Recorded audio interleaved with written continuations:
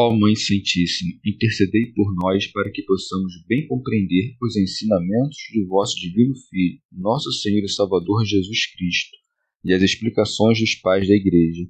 Ó Virgem Imaculada, ofereço-vos este trabalho e peço que abençoais aqueles que o ouvirem, e que seja para a maior honra e glória de Deus. Amém. Senhor onipotente, purificai o meu coração e os meus lábios. Vós, que purificastes os lábios do profeta Isaías com carvão em brasa, e dignai-vos, por tal modo, purificar-me com a vossa misericórdia, para que possa dignamente anunciar o vosso santo Evangelho. Por Jesus Cristo nosso Senhor. Amém. Senhor, abençoai-me. Que o Senhor resida no meu coração e nos meus lábios, para que anuncie digna e convenientemente o seu Evangelho. Amém.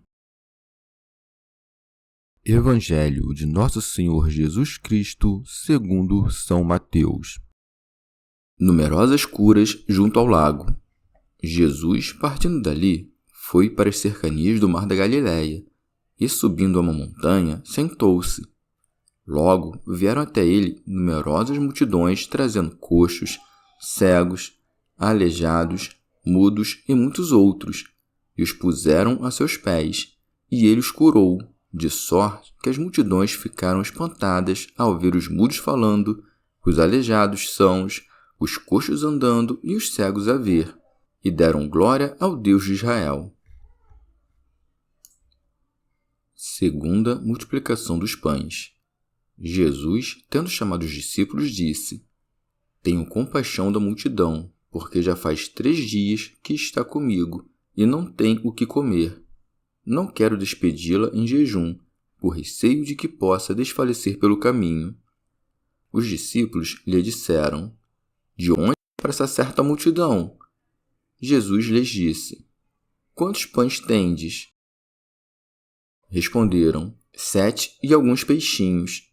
Então, mandando que a multidão se assentasse pelo chão, tomou os 7 pães e os peixes e, depois de dar graças, partiu-os e dava-os aos discípulos e aos discípulos à multidão. Todos comeram e ficaram saciados, e ainda recolheram 7 cestos cheios dos pedaços que sobraram. Comentários dos Pais da Igreja. São Jerônimo. Depois de ter curado a filha da cananeia, o Senhor volta para a Judéia. Por isso foi dito: Jesus, partindo dali, foi para as cercanias do mar da Galileia. Remígio de Auxerre. Este mar é chamado por diversos nomes. É da Galileia por sua proximidade com a Galileia e de Tiberíades, por causa da cidade de Tiberíades. Segue, e subindo a uma montanha sentou-se. São João Crisóstomo. Deve-se considerar que às vezes o Senhor vai ao encontro dos doentes para curá-los, e às vezes senta-se e os espera vir, e por isso acrescenta-se oportunamente. Logo vieram até ele numerosas multidões, trazendo coxos, cegos, aleijados, mudos e muitos outros. São Jerônimo. O que o intérprete latino traduziu por débiles corresponde à palavra grega kalos, que não significa debilidade em geral, mas é o nome de uma única enfermidade. Assim como quem manca de um pé é chamado de coxo, chama-se de calo quem tem uma das mãos imperfeita. São João Crisóstomo. Eles demonstravam sua fé em 2 coisas: em subir ao monte e em crerem que, para que fossem curados, tinham simplesmente de se lançar aos pés de Jesus. Não se contentam com tocar a orla do seu vestido, mas dão provas de uma fé mais elevada, ao que se acrescenta: e os puseram aos seus pés. Tardou algum tempo para curar a filha da mulher cananeia, para dar a conhecer sua virtude. A estes, ao contrário, curou imediatamente, não porque fossem melhores que ela, mas para calar a boca dos judeus infiéis. Por isso segue, e ele os curou. A abundância de curas e a facilidade com que as fazia encheu a todos de estupor de onde se segue, de sorte que as multidões ficaram espantadas ao ver os mudos falando, os aleijados sãos, os coxos andando e os cegos a ver. São Jerônimo. O evangelista não fala dos que possuem uma mão imperfeita, porque não há uma palavra que expresse seu contrário. Rábano Mauro. Em sentido místico, tendo a filha da Cananeia prefigurado a salvação dos gentios, ele foi para a Judéia, porque, tendo entrado a plenitude dos gentios, todo o Israel será salvo. Glosa de São Tomás de Aquino. O mar do qual Jesus se aproximou significa os turbulentos movimentos circulares deste século, e é o mar da Galileia, quando os homens migram do vício para a virtude. São Jerônimo. O Senhor sobe o monte para, como a ave, obrigar seus tenros filhotes a voar. Rábano Mauro. Ou seja, para levar seus ouvintes à meditação das coisas superiores e celestiais, e sentou-se ali para mostrar que só se deve buscar descanso nas coisas celestiais. E estando sentado no monte, isto é, na cidadela celeste, vem até ele a multidão dos fiéis, aproximando-se com a alma devota, trazendo consigo os mudos, os cegos, etc., e lançando-os aos pés de Jesus. Aqueles que confessaram seus pecados são trazidos para serem curados somente por ele, e o Senhor os cura de tal maneira que a multidão, maravilhada, glorifica o Deus de Israel. Os fiéis, ao verem os que antes eram doentes do espírito serem enriquecidos com tantas obras virtuosas, cantam louvores a Deus. Glosa de São Tomás de Aquino. São mudos aqueles que não louvam a Deus, cegos os que não compreendem o caminho da vida, surdos os que não obedecem, coxos aqueles que não caminham retamente pelo caminho das boas obras, e os que têm uma mão imperfeita são os que são fracos para as boas obras. São Jerônimo. Primeiro, o Cristo curou os enfermos, e depois de tê-los curado, deu-lhes de comer. Reúne seus discípulos e diz o que hão de fazer. Por isso é dito: Jesus, chamando os discípulos, disse: Tenho compaixão da multidão. O Senhor faz isso para dar um exemplo aos mestres, que devem comunicar seus projetos aos seus inferiores e discípulos, ou também para que, através desta conversa, compreendessem a grandeza do milagre. São João Crisóstomo. O povo que viera para alcançar a cura não ousava pedir pães. Ele, que ama os homens e cuida de todas as suas criaturas, dá o pão àqueles que não o pediram. Por esta razão disse: Tenho compaixão da multidão. E para indicar que eles não traziam alimento algum para a viagem, acrescenta: Porque já faz 3 dias que está comigo e não tem o que comer. E mesmo que tivessem trazido, é natural que já tivesse acabado. Por isso, ele não fez o milagre no primeiro ou no segundo dia, mas no terceiro, quando a comida já tinha acabado, a fim de que, estando em necessidade, tomassem este alimento com muito mais desejo. Eles vinham de muito longe e nada mais lhes restava, como mostram as palavras: Não quero despedi-los em jejum, para que não desfaleçam no caminho. E não operou o milagre imediatamente para, com sua pergunta, chamar mais a atenção dos discípulos e exibir a fé deles ao lhe pedirem: Faz os pães.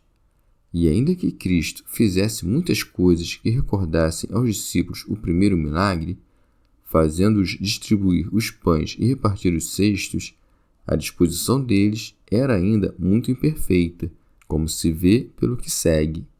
Os discípulos disseram-lhe: Onde poderemos encontrar neste deserto pães bastantes para matar a fome de tão grande multidão? Disseram isso por causa da enfermidade de seu pensamento, o que tornava inesperado o milagre que ocorreria em seguida, para que ninguém pudesse suspeitar que a comida tivesse vindo de alguma aldeia vizinha. O milagre foi feito num lugar deserto, muito distante de qualquer vilarejo. Cristo, para levar as almas de seus discípulos e recordá-los do milagre anterior, faz-lhes uma pergunta e por isso segue. Jesus disse-lhes: Quantos pães tendes? Eles lhe responderam: 7 e uns poucos peixinhos. Não dizem como fizeram antes, mas que é isso para tanta gente? Avançavam pouco a pouco, mas ainda não compreendiam totalmente.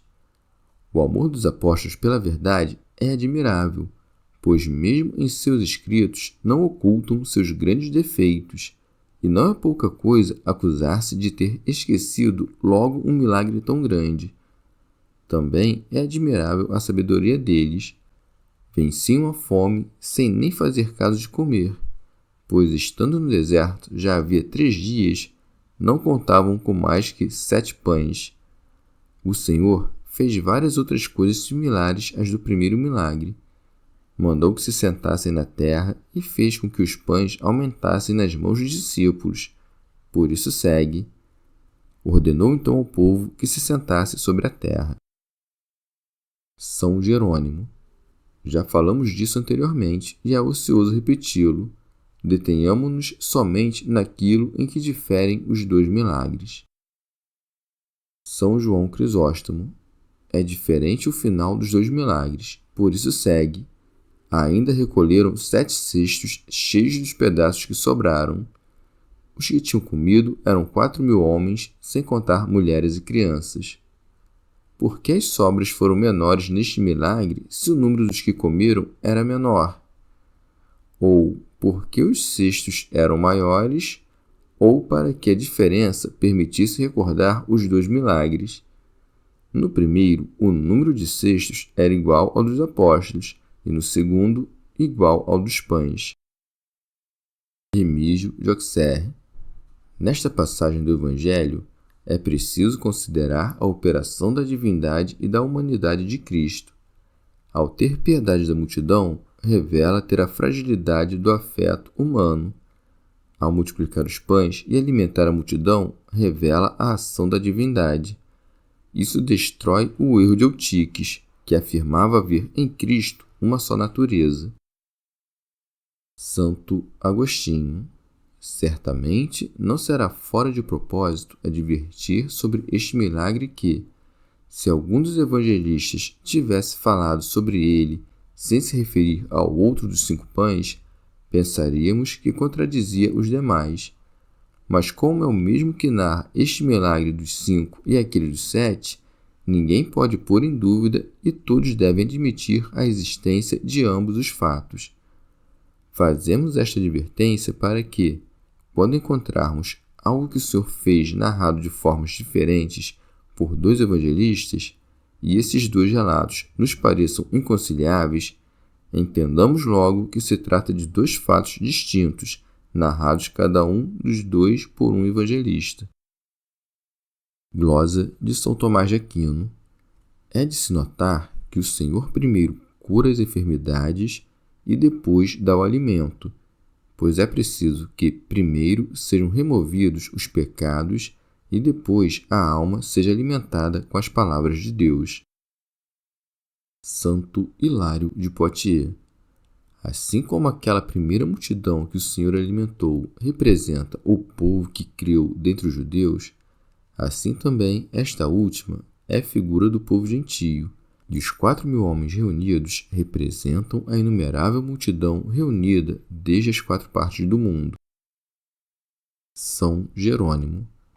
Estes não são 5.000, mas 4.000, e o número 4 é sempre um sinal louvável. A pedra quadrangular não balança, não é instável e por isso até os evangelhos são consagrados neste número. No milagre anterior, porque se refere e tem proximidade com os 5 sentidos, não é o Senhor quem se lembra deles, mas os discípulos. Aqui, pelo contrário, foi o próprio Senhor quem disse ter piedade do povo, porque já havia 3 dias que estavam com ele, porque criam no Pai, no Filho e no Espírito Santo. Santo Hilário de Poitiers. Ou então, porque passam com ele um tempo semelhante ao da paixão, ou também porque, quando acorressem ao batismo, confessariam crer em sua paixão e ressurreição, ou também porque, unidos ao seu sofrimento, jejuaram um tempo semelhante ao da paixão. Rábano Mauro. Ou disse isso porque, na duração dos séculos, houve 3 épocas em que a graça foi dada: a primeira, adiante da lei, a segunda, sob a lei, e a terceira, sob a graça. A quarta é a do céu, e enquanto nos dirigimos para ele, somos restaurados no caminho. Remígio de Auxerre. Ou também porque, corrigindo os pecados que cometeram pela penitência, converteram-se ao Senhor com o pensamento, a palavra e as obras. O Senhor não quis despedir o povo em jejum para que não desfalecesse no caminho, porque os pecadores que se convertem pela penitência, para não perecerem em sua passagem por este mundo decaído, têm de ser despedidos com provisões da sagrada doutrina. Glosa de São Tomás de Aquino. Os 7 pães são a escritura do Novo Testamento, na qual a graça do Espírito Santo é revelada e concedida. Não são pães de cevada, como acima, porque aqui o alimento vital não está, como na lei, envolto entre figuras, como se fosse coberto por uma dura casca. Aqui não há 2 peixes, como na lei havia 2 unções, a do rei e a do sacerdote, mas uns poucos peixes, isto é, os santos do Novo Testamento, que, pescados de entre as ondas do mundo, tanto suportam a turbulência do mar, quanto nos encorajam com seu exemplo para que não desfaleçamos no caminho. Santo Hilário de Poitiers. O povo se senta sobre a terra, porque antes não repousara em nenhuma obra da lei, mas estavam presos aos seus pecados e aos seus corpos. Glosa de São Tomás de Aquino.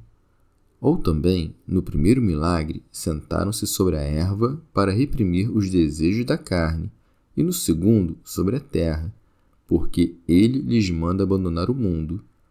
O monte sobre o qual o Senhor os alimenta é a alteza de Cristo, e a erva sobre a terra, porque a alteza de Cristo, para os homens carnais, está coberta pelos desejos e esperanças da carne. Neste milagre, ao contrário, removido todo desejo carnal, os convidados são colocados solidamente sobre a esperança permanente do Novo Testamento. No primeiro, havia 5.000 homens, que, sendo carnais, estavam sujeitos aos 5 sentidos. Neste, há 4.000, por causa das 4 virtudes que espiritualmente fortificam: prudência, temperança, fortaleza e justiça, das quais a primeira é o conhecimento das coisas que se deve desejar e evitar. A segunda, a moderação do desejo de se deliciar nas coisas temporais. A terceira, firmeza contra as dores desta vida. E a quarta, que permeia as outras, é o amor por Deus e pelo próximo. Em ambos, as mulheres e as crianças são excluídas, pois tanto no Antigo como no Novo Testamento, não é admitido ao Senhor quem não persevera para ser homem perfeito, seja por falta de força, seja por leviandade de alma. Em ambos, a refeição foi celebrada sobre uma montanha, porque as escrituras de ambos os testamentos têm preceitos celestes elevados e prêmios, e pregam a grandeza de Cristo. E dos mistérios mais altos que a multidão não pode compreender, os apóstolos recolhem e enchem 7 cestos, ou seja, os corações dos perfeitos são iluminados pela graça dos 7 dons do Espírito Santo. Costuma-se fazer os cestos de junco e folhas de palmeiras trançadas. Eles significam os santos, que colocam a raiz de seu coração na mesma fonte da vida, a fim de não secarem como o junco na água, e retêm em seu coração a palma da recompensa eterna. Chegamos ao fim de mais um dia de comentários da Catena Áurea. Muito obrigado por ficarem até aqui, que Nossa Senhora derrame suas graças sobre nós e até amanhã.